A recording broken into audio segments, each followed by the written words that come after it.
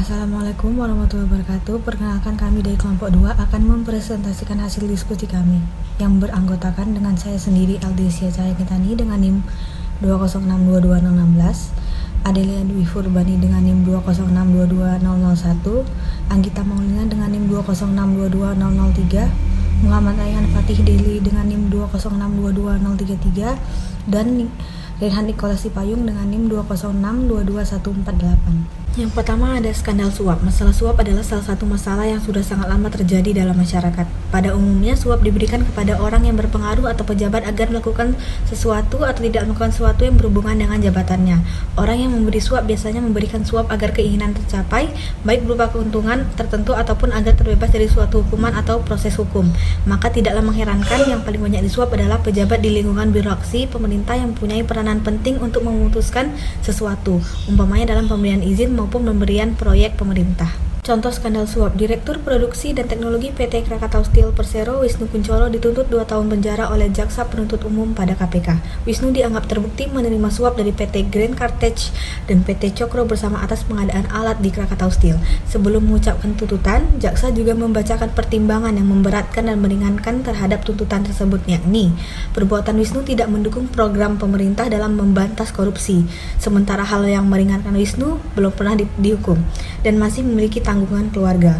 Adapun penerimaan suap oleh Wisnu melalui Karunia Alexander Muskita. Ia merupakan orang dekat Wisnu di perusahaan plat merah tersebut. Dalam penerimaan ini, Karunia juga dituntut penjara oleh jaksa selama 3 tahun, pidana denda 100 juta dan subsidiar 3 bulan. Dalam kasus ini, Wisnu menerima suap dari Direktur Utama PT Grand Cartage Kenneth Sutarja sebesar 101,54 juta. Atas penerimaan uang itu, Wisnu menyetujui pengadaan 2 unit boiler kapasitas 35 ton dengan anggaran sekitar 24 miliar di PT Krakatau Steel. Setelah pengadaan boiler 35 ton selesai pada 18 Juni 2015, Karunia meminta uang sebesar 250 juta untuk diberikan ke Wisnu Kunchoro yang sudah menjabat sebagai Direktur Teknologi dan Produksi PT Krakatau Steel. Uang 250 juta itu diberikan ke Karunia pada 22 Juni 2015. Proyek selanjutnya yang ingin dikerjakan adalah pengadaan produk pekerjaan Operation and Maintenance OM untuk semua boiler berjumlah 18-20 unit. Kenneth diminta Karunia untuk memberikan uang pengganti biaya makan siang pada 14 Maret 2019 sejumlah 1,26 juta dan uang 100 juta yang telah diberikan Karunia ke Wisnu.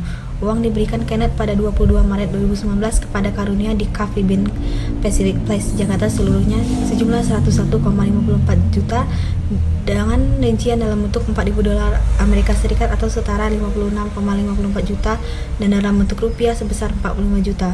Karunia lalu memberikan uang ke Wisnu di Starbucks Bintaro Exchange Mall pada hari yang sama sejumlah 20 juta. Sementara penerimaan suap kedua dari Direktur Utama PT Cokro bersama Kurniawan Edi Cokro alias Sudi Cokro. Ia menyuap Wisnu sebesar 55,5 juta agar perusahaannya mendapat proyek berupa pembuatan dan pemasangan 2 unit spare bucket wheel striker and hardboard stockyard dengan nilai keseluruhan 13 miliar.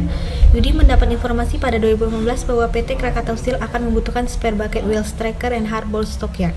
Yudi ingin mendapat proyek tersebut. Ia pun memberikan 5,5 juta kepada Karunia untuk kebutuhan dana operasional pendekatan terhadap pejabat Krakatau.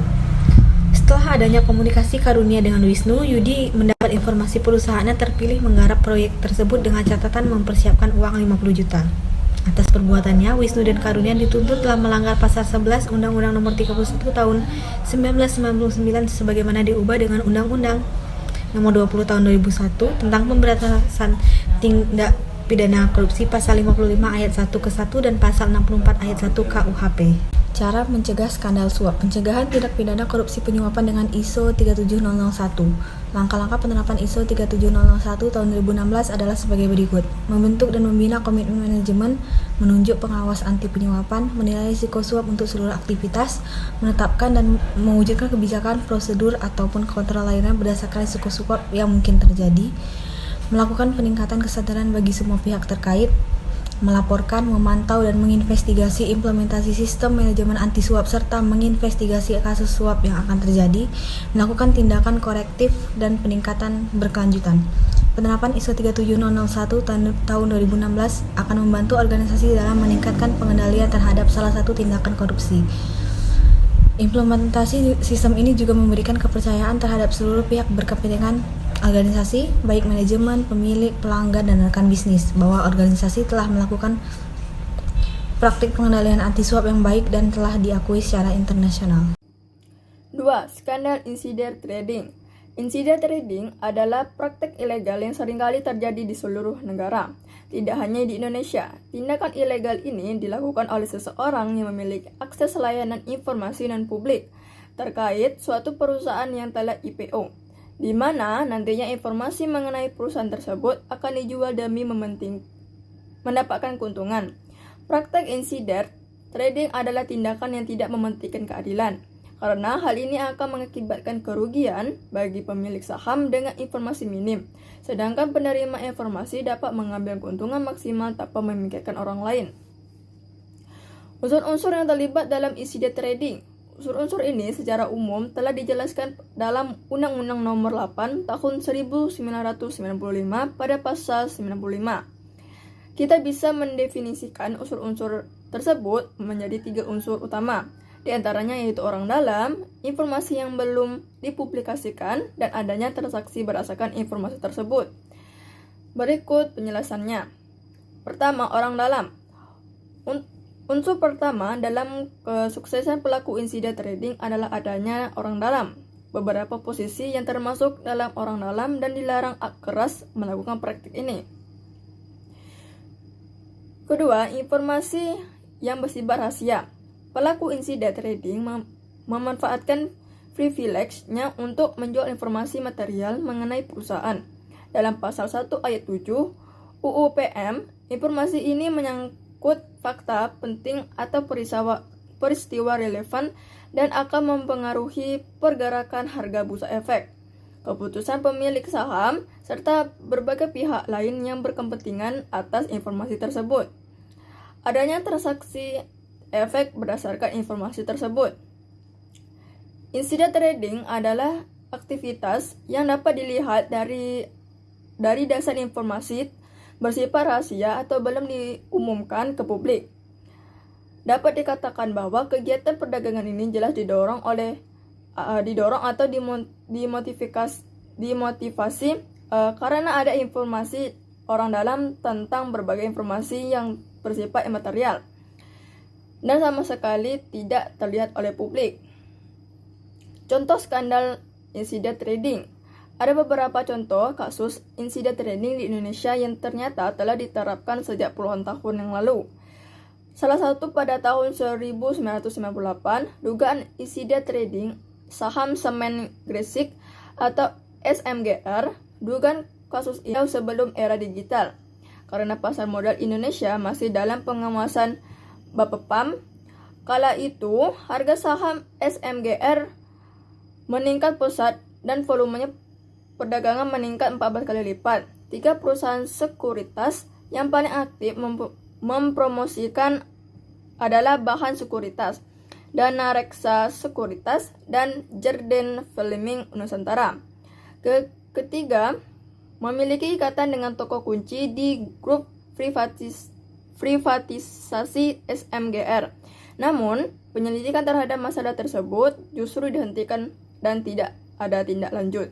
Cara mencegah praktik insider trading. Meskipun insider trading adalah kasus yang sulit dibuktikan, kebijakan untuk mencegah dapat dilakukan melalui Code of Conduct. Di dalamnya diatur secara jelas tentang pemasukan informasi secara legal dengan menyimpan dan menggunakan informasi tersebut secara etika serta prinsip yang berlaku.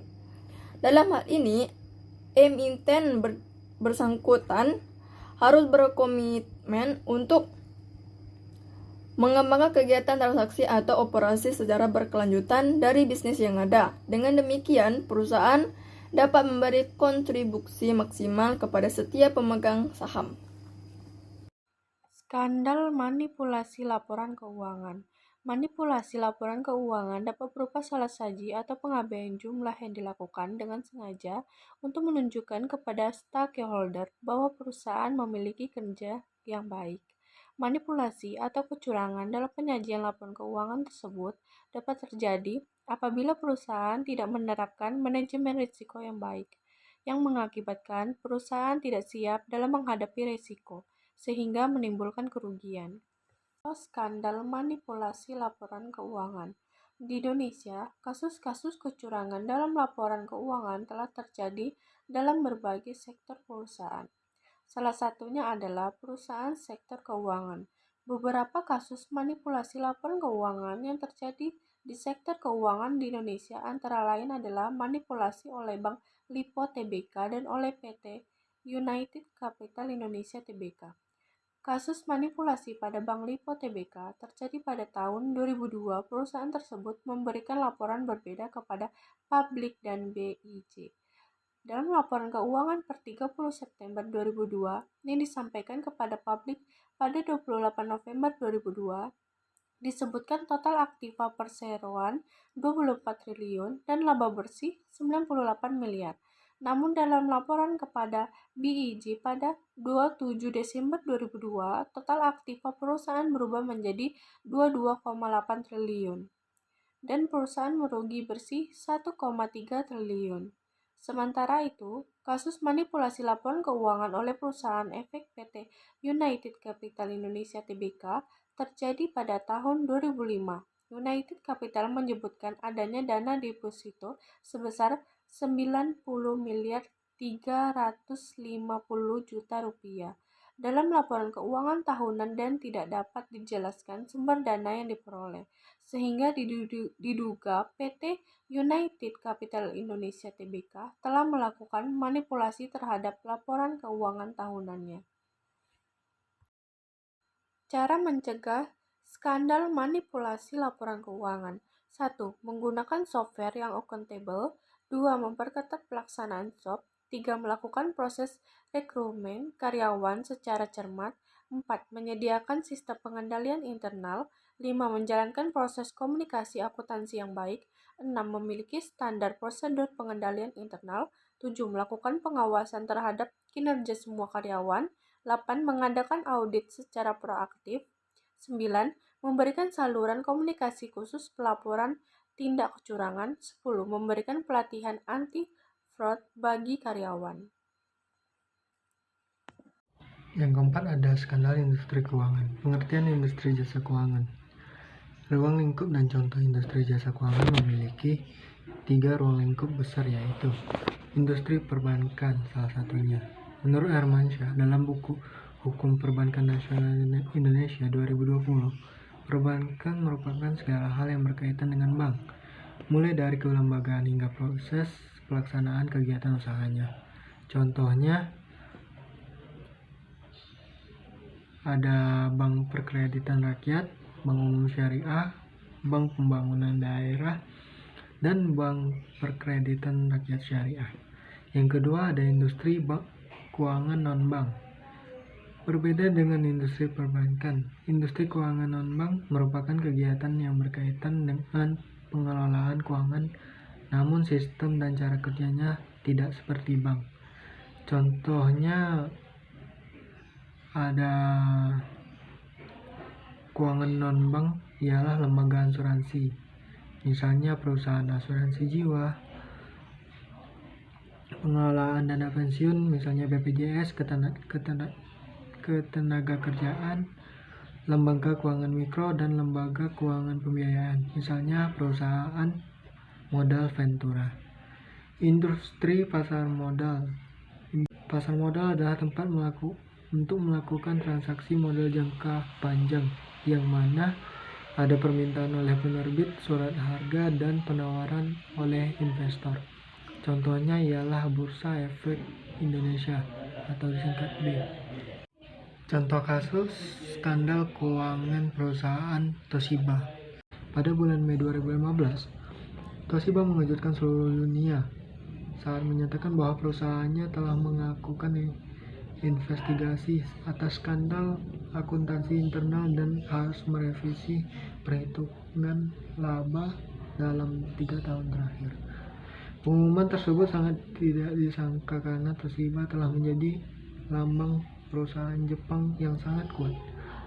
Setelah diinvestigasi secara menyeluruh, diketahuilah bahwa Toshiba telah kesulitan mencapai target keuntungan bisnis sejak tahun 2008, di mana pada saat tengah terjadi krisis global. Krisis tersebut juga melanda usaha Toshiba, hingga akhirnya Toshiba melakukan suatu kebohongan melalui accounting fraud senilai 1,22 miliar dolar Amerika.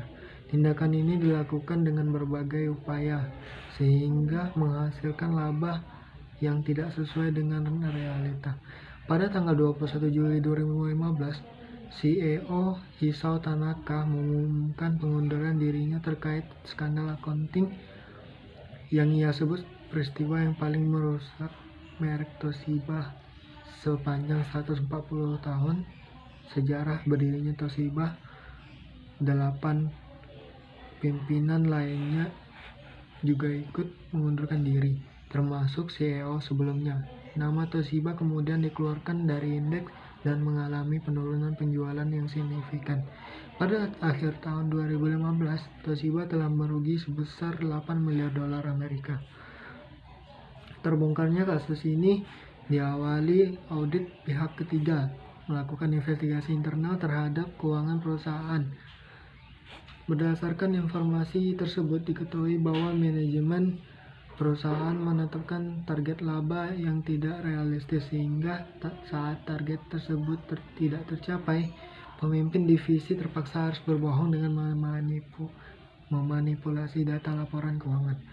Toshiba memiliki kebudayaan perusahaan yang menuntut kepatuhan terhadap atasan, dan hal ini merupakan faktor penting yang menghasilkan praktik manipulasi laporan keuangan. Selain itu, hasil investigasi juga menunjukkan masalah internal sehingga Toshiba gagal untuk mencegah tanda-tanda yang merugikan perusahaan. Meskipun pimpinan manajemen Toshiba telah berupaya keras untuk memulihkan kondisi perusahaannya, namun hingga awal 2017 Toshiba masih dalam proses bangkit dari dampak buruk skandal tahun 2015. Cara mencegah skandal industri keuangan. Yang pertama, penerapan whistleblowing system atau WBS sebagai sarana untuk melaporkan dugaan pelanggaran yang dilakukan oleh insan OJK. Pengelolaan WBS OJK dilakukan oleh pihak eksternal untuk menjaga independensi dan jaminan perlindungan terhadap kerahasiaan pelapor. Yang kedua, kewajiban pelaporan ILHKPN. Seluruh pegawai OJK dengan level jabatan staf ke atas wajib menyampaikan LHKPN secara periodik setiap tahun melalui aplikasi ILHKPN. Melalui hal ini, OJK berhasil mendapatkan penghargaan lembaga dan pengelolaan LHKPN terbaik tahun 2017, 2018, dan 2020. Yang ketiga, penandatanganan fakta integritas. Fakta integritas OJK wajib ditandatangani oleh seluruh insan OJK secara periodik setiap tahun, termasuk anggota Dewan Komisioner atau bisa dibilang ADK. Hal ini dimaksudkan bahwa seluruh insan OJK memiliki komitmen yang sama untuk menegakkan integritas. Yang keempat, implementasi program pengendalian gratifikasi. Berbagai upaya telah dilakukan untuk meningkatkan kesadaran insan OJK dalam melaporkan gratifikasi, baik melalui penyusunan peraturan, sosialisasi, serta penyediaan sistem informasi. Ada skandal korporasi di Asia. Pada tahun 2009 terjadi skandal kegagalan corporate governance pada perusahaan Satyam di India. Sebelumnya perusahaan ini dikenal sebagai perusahaan yang melaksanakan praktik corporate governance yang baik dengan memenangkan berbagai penghargaan Good Corporate Governance. Perusahaan ini memiliki 9 orang BOD, di mana 6 orang diantaranya merupakan independen direktor. Di antara ke-6 independen direktor tersebut, 2 orang merupakan akademisi dan salah satu adalah profesor dari Harvard Business School.